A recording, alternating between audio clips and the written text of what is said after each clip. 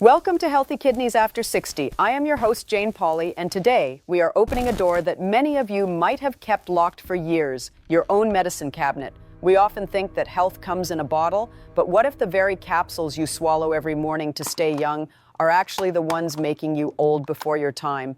Joining me to peel back the labels and reveal the truth is a man who has spent decades looking into the complex systems of the human body, chief medical correspondent for CNN, and renowned neurosurgeon, Dr. Sanjay Gupta. Sanjay, it is truly an honor to have you here to help our listeners navigate this minefield. It is a pleasure to be here, Jane. You know, in my years of practice and witnessing thousands of patients navigating their golden years, I have seen a recurring theme.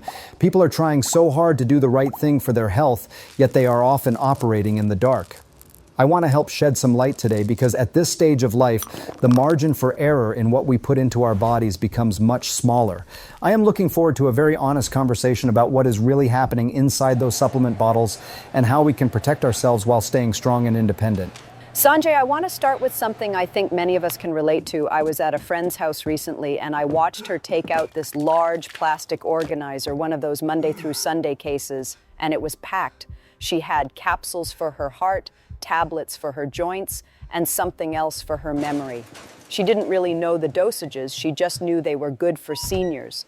It made me wonder, how many people listening right now are doing the exact same thing every morning without ever truly reading the fine print or understanding the potency of what they are ingesting?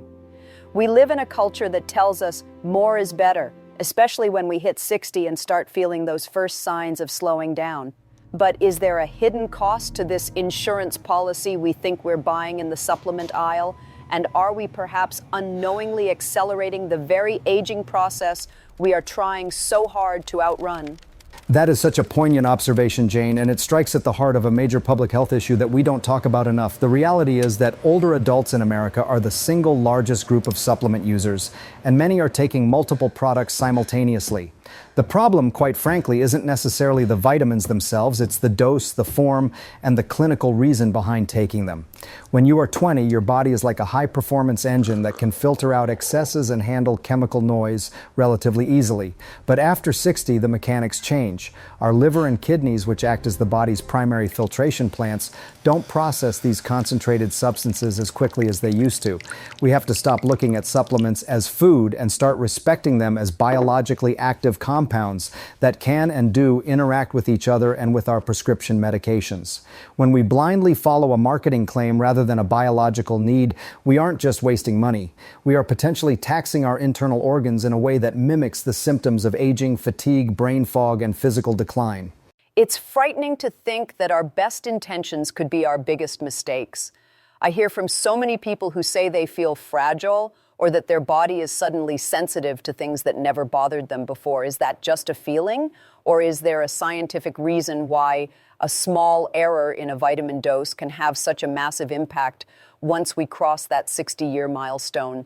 I mean, we are all trying to hold on to our vitality, but are we actually making ourselves more vulnerable by overcomplicating our internal chemistry? I want to know where the line is between supplementing a deficiency and overloading a system that is already working hard to maintain balance. You've hit on a very critical point about vulnerability. At this age, many of us are already on medications for blood pressure, cholesterol, or blood sugar. When you add a high-dose supplement into that mix, you aren't just adding a nutrient, you are adding a potential chemical conflict. The sensitivity people feel is often the body struggling to maintain homeostasis, that steady internal state, while being bombarded by concentrated doses of substances it doesn't need. Overloading the system can lead to what I call biochemical clutter. For instance, if you're taking a high-dose vitamin that your body can't clear, it starts to circulate longer, potentially reaching toxic levels or interfering with how your heart or nerves function. Throughout our talk today, I want to highlight 4 specific things you should probably avoid after 60, and then we will look at 4 things that can truly be beneficial. But the foundation of everything we discuss is this. Don't let a colorful label or a 50-plus sticker on a bottle decide how you age. Your aging process should be guided by your specific biology, not a one-size-fits-all marketing campaign. We need to move away from the just-in-case mentality and toward a precisely because approach. It is a universal truth that as we cross into our 60s and 70s, the heart becomes more than just an organ. It becomes a symbol of our remaining time, a ticking clock that we are all desperate to keep wound up. I have spoken to so many seniors who live in a quiet, constant state of anxiety about the possibility of a sudden stroke or a heart attack that could take away their independence in a single heartbeat. In their quest to protect this vital muscle, they often turn to supplements that have been whispered about in health circles for decades as being the ultimate heart shield. But I wonder if we are sometimes overestimating the safety of these natural remedies. Could the very things we take to prevent a crisis actually be creating a dangerous vulnerability, perhaps making the consequences of a simple everyday accident much more severe than they ever should have been? That anxiety is something I see in the eyes of almost every patient over a certain age, Jane, and it leads to choices that feel logical but can be devastating.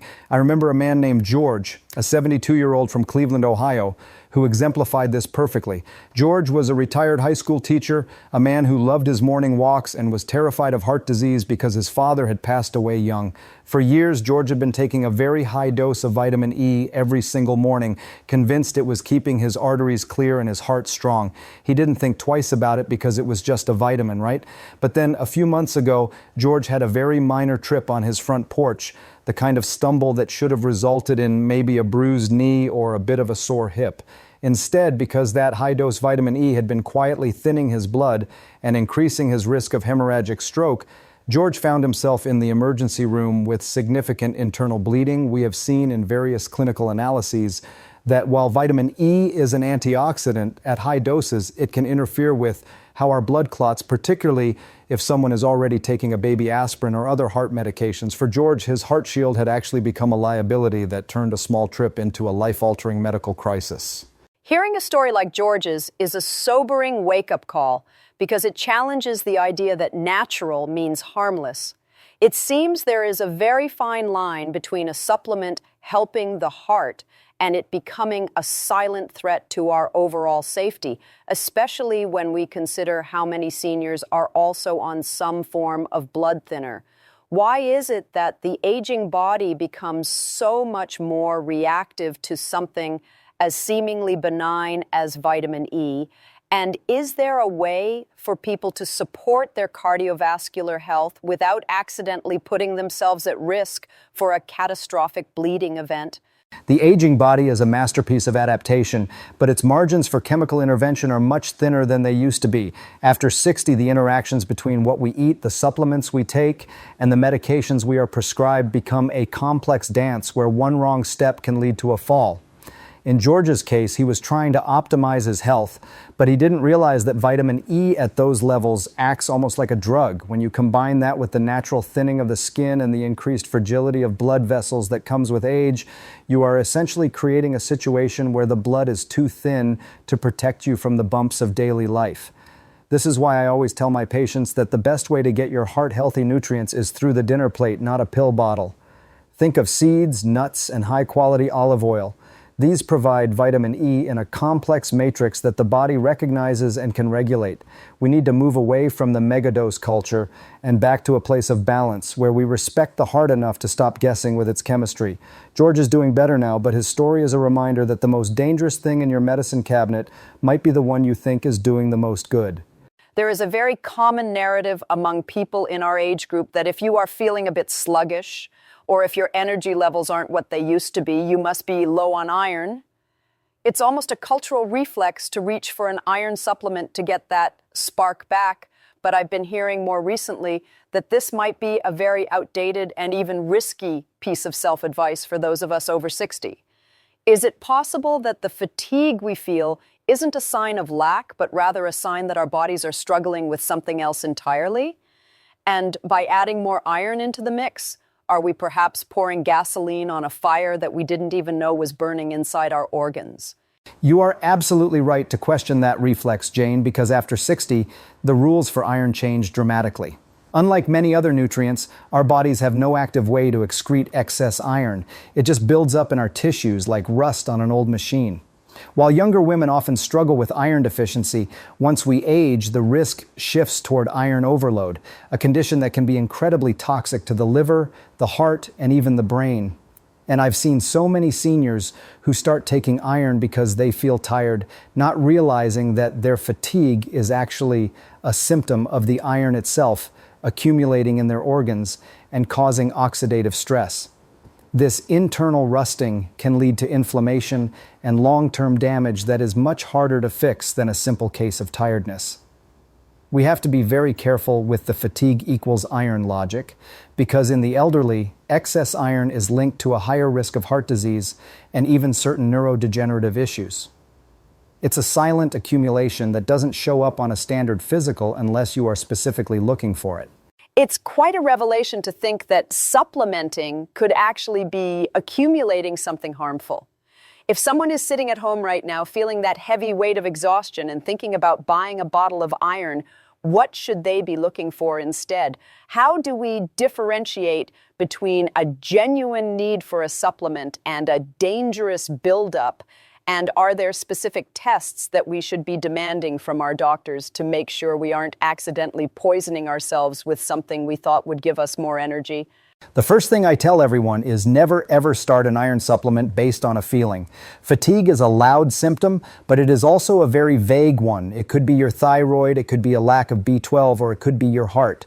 If you take iron without a confirmed deficiency, you are playing a very dangerous game with your liver health. Before you even touch a supplement, you need a full iron panel that looks at your ferritin levels and your transferrin saturation. These tests tell us not just how much iron is in your blood, but how much is being stored in your tank.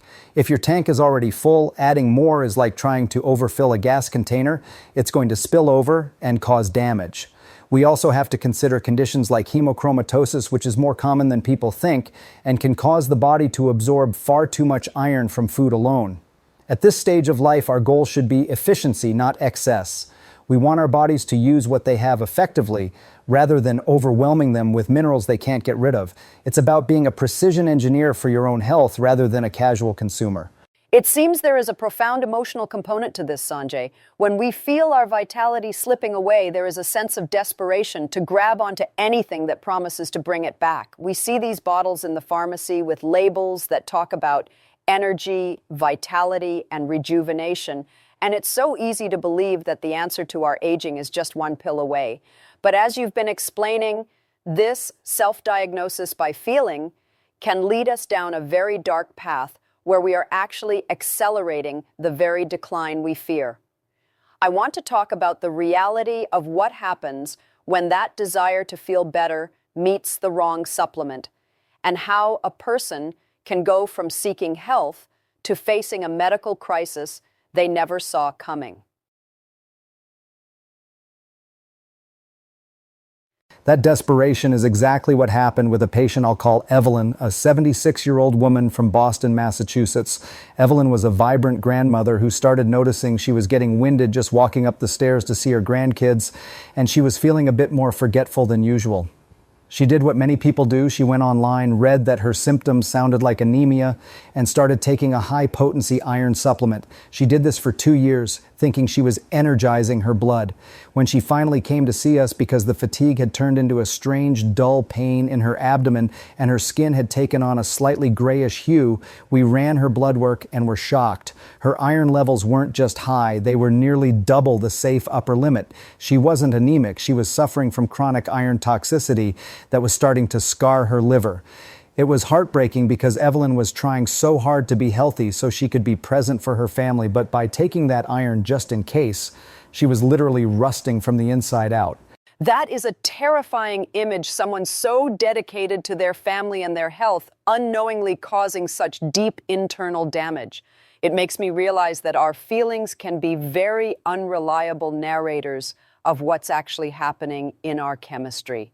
For Evelyn and for so many others who might be in a similar situation, what are the signs that we've crossed the line from a simple supplement to a toxic buildup? And is there a way to reverse that damage once it's been discovered, or are we looking at permanent consequences for these types of mistakes?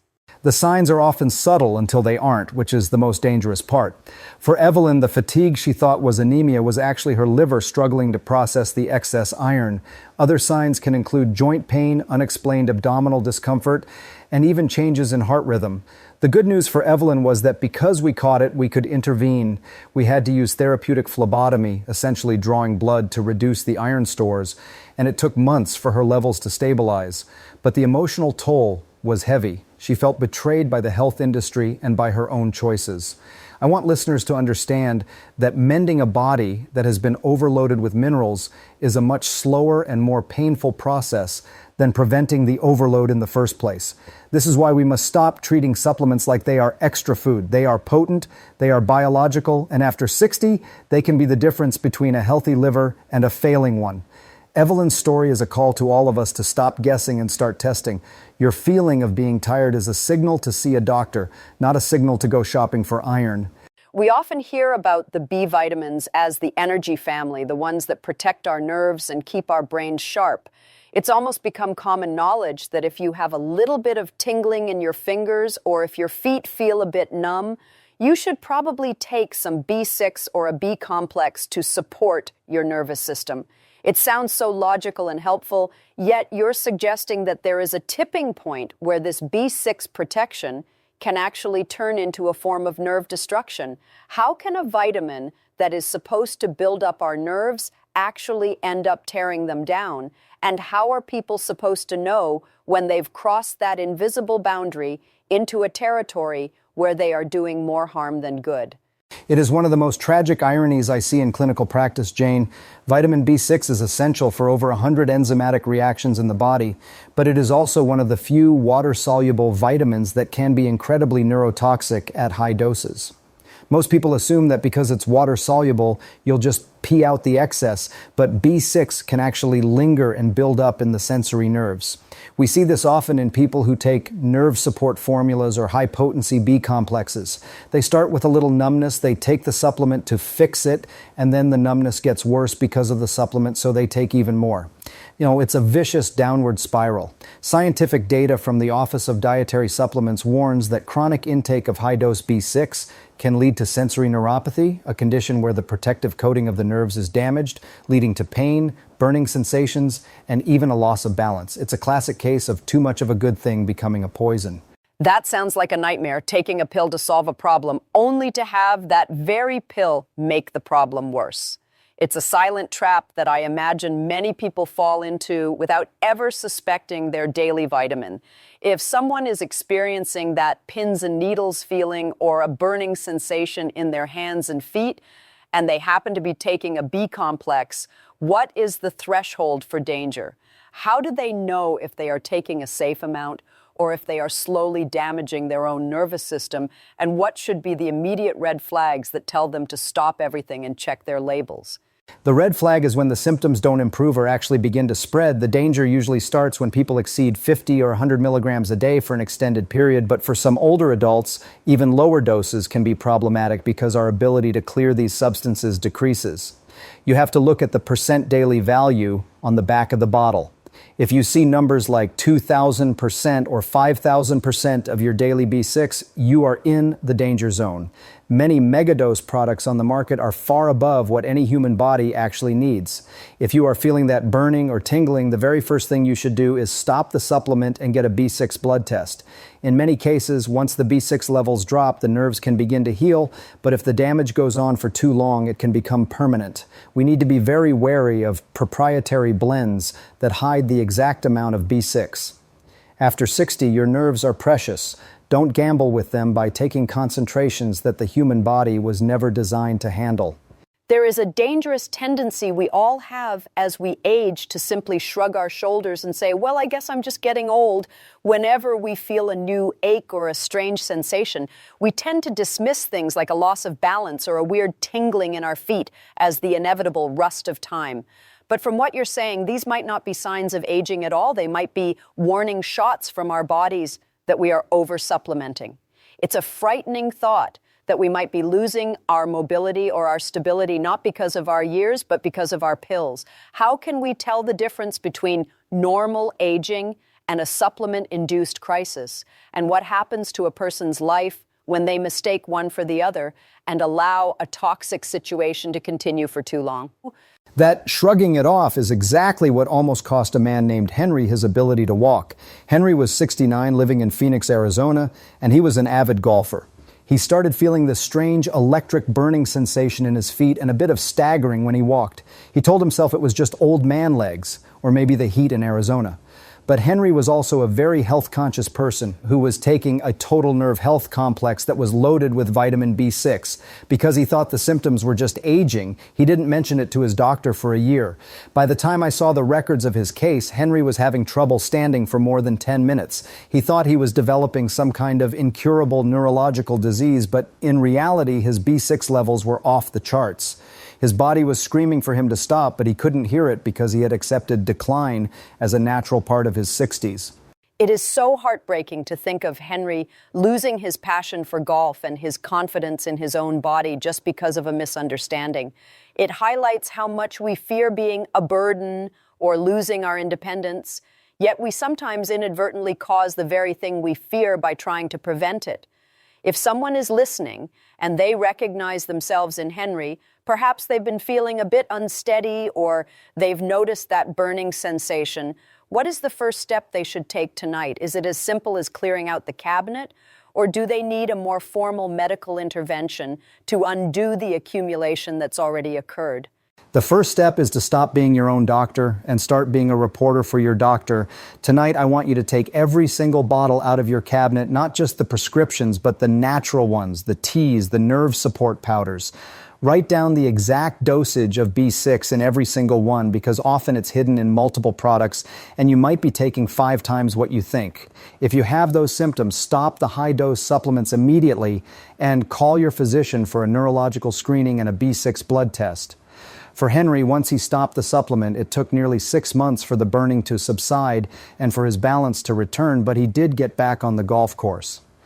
The lesson here is that aging shouldn't hurt like that. If you feel burning or stinging, that is your nervous system under attack, not your birthday. We have to reclaim the idea that we can be 60, 70, or 80 without being in constant, unexplained pain. Don't let a vitamin bottle steal your golden years. We see the commercials everywhere, smiling, silver-haired couples hiking or playing with their grandkids, all thanks to that one complete multivitamin designed specifically for people over 50. It feels like the ultimate safety net, doesn't it?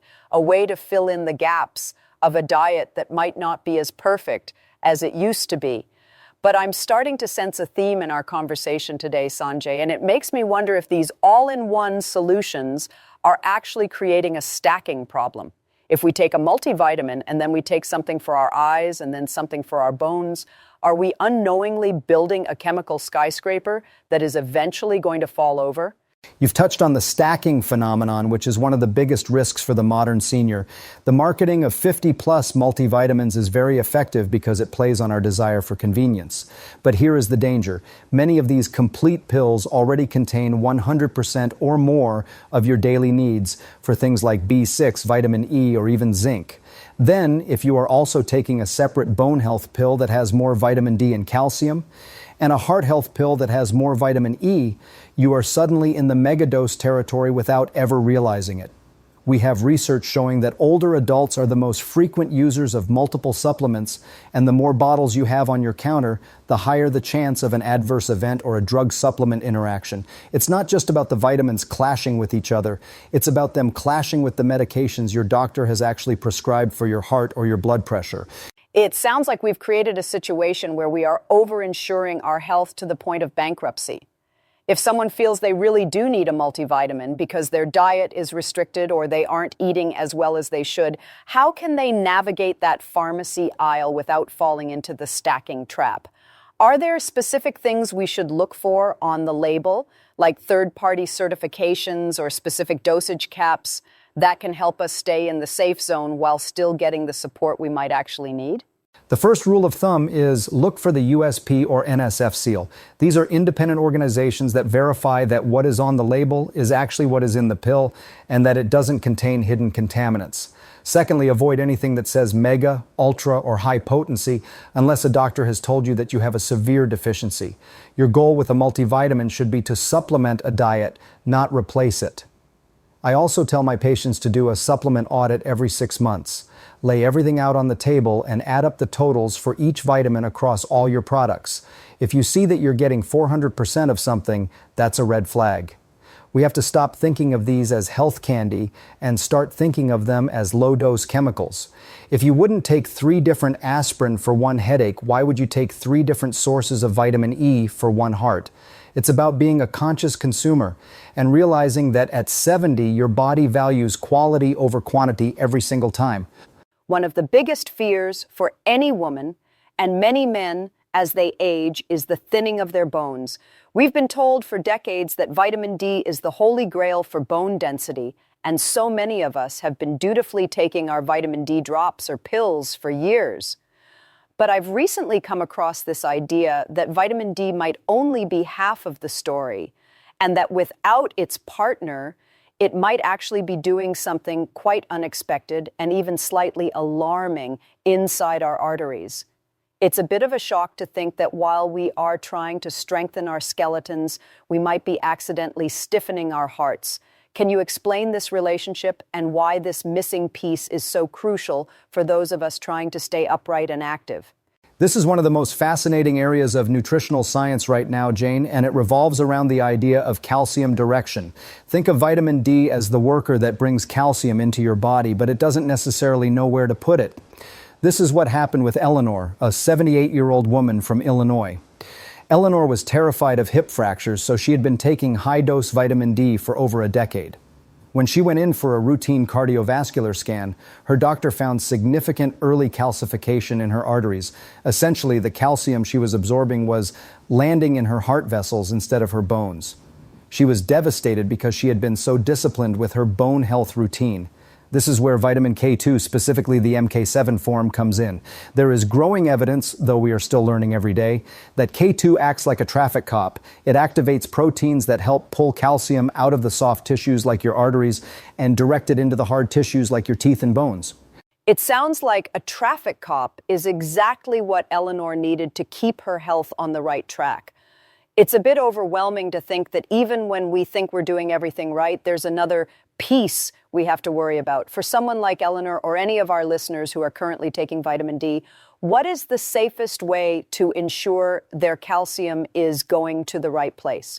Do we all need to rush out and buy K2, or is there a way to balance this through our lifestyle? And are there certain people who should be extra cautious before adding yet another supplement to their daily routine? The science on K2 is very promising, especially regarding its potential to help prevent that stiffening of the arteries, but we have to be careful not to make it another magic pill. For Eleanor, we adjusted her routine to include K2 and focus more on dietary sources, and she felt a lot more confident. However, if you are on blood thinners like warfarin, you have to be extremely careful with vitamin K because it can interfere with your medication's ability to prevent clots. This is why the conversation must always involve your doctor. For most people, the takeaway is that vitamin D works in a symphony, not a solo. It needs K2, it needs magnesium, and it needs to be taken in doses that reflect your actual blood levels, not just a guess. If you're taking D, get your levels tested once a year. If they are in the healthy range, you don't need a mega dose. And if you're worried about your arteries, talk to your doctor about the D3-K2 balance. It's about making sure the building blocks of your body are being used to build a stronger house, not to block the hallways. As we approach the end of this incredibly eye-opening conversation, I want to pivot slightly toward the positive. We've talked a lot about what to avoid and the dangers of overdoing it, but I also know that there are genuine deficiencies that happen as we age. Things that can make us feel foggy, weak, or just not like ourselves. I've heard you mention B12, magnesium, and omega-3s as the unsung heroes of healthy aging. Why are these 3 so often overlooked? And how can we tell if our senior moments or our restless nights are actually just our bodies crying out for these specific nutrients rather than a sign of inevitable mental or physical decline. That's the most hopeful part of my job, Jane, showing people that decline isn't always a one-way street. Let's talk about vitamin B12 first. As we age, our stomach acid decreases, which means we can't unlock B12 from our food as easily. A B12 deficiency can look exactly like early dementia, confusion, fatigue, and memory loss. I've seen patients who were terrified they were losing their minds, only to find out they just needed a B12 boost. Then there is magnesium, which is involved in over 300 biochemical reactions. Most Americans are low on it, and for seniors, a lack of magnesium can lead to muscle cramps, anxiety, and poor sleep. And finally, omega-3s. We have profound data showing that higher levels of omega-3s in the blood are associated with a lower risk of death from all causes, especially cardiovascular disease. These aren't extra things, they are the fundamental fuel that keeps the brain and heart communicating. If you feel foggy or jittery, it's often not old age, it's a nutrient gap that can be safely closed. It is so incredibly encouraging to think that something as simple as a B12 level could be the difference between feeling lost and feeling found. It gives us back a sense of agency over our own aging. But even with these good nutrients, I imagine the more is better trap still exists. How do we approach these three safely?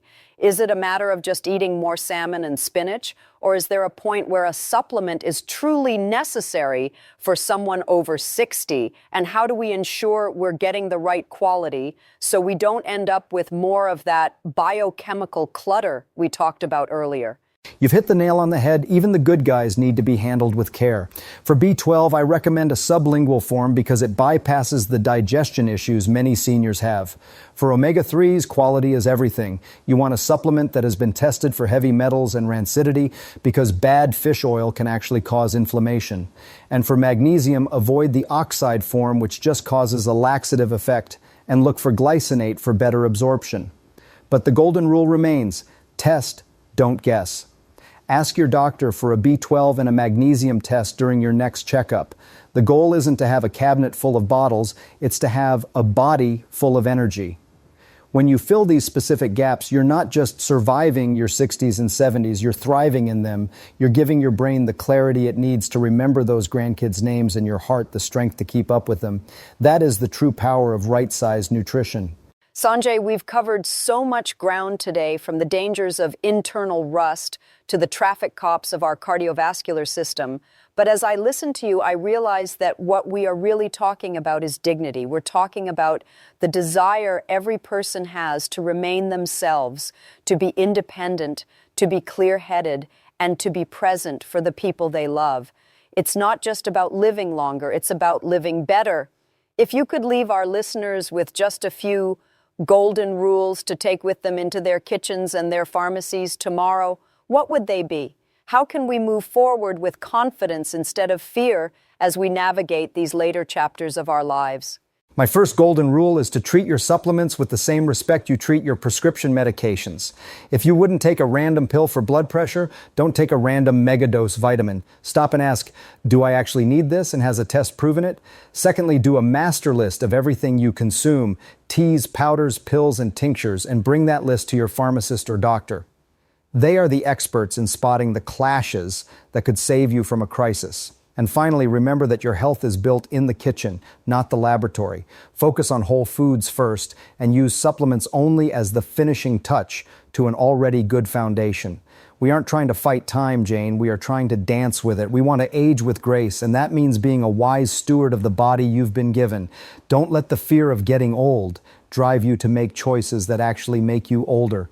You deserve a retirement that is full of life, not just full of pills. Thank you for having me. It's been a privilege to share these stories. It has been an absolute privilege for us, Sanjay. You've given us something much more valuable than a list of vitamins. You've given us a roadmap for aging with intelligence and peace of mind. To everyone listening, I hope today's conversation encourages you to take a second look at those bottles on your counter and to have that honest conversation with your doctor. Your health is too precious to be left to chance or a clever marketing slogan. Thank you for joining us on Healthy Kidneys After 60. If you found this episode helpful, please be sure to subscribe to our channel so you don't miss our upcoming podcasts, where we will continue to explore the secrets to a long, vibrant, and independent life. Until next time, I'm Jane Pauley, wishing you a healthy and clear-headed journey ahead.